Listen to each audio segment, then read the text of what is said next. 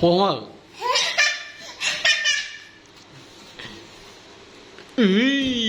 Rồi bạn bây giờ làm rồi.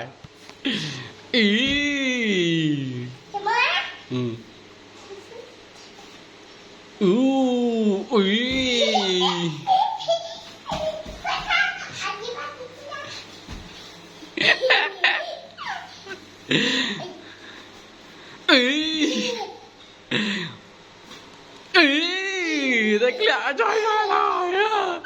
Lẹ vào đục vực. Bạn ơi nào. Bạn ơi, lên. Bạn ơi. Rồi. Tại bạn. Mình bạn mới nhớ được lẽ bạn ta cỡ trời. Bạn ơi. Chốp đâu. Ý là nông ăn đi. Nông khỏe. Nông khỏe.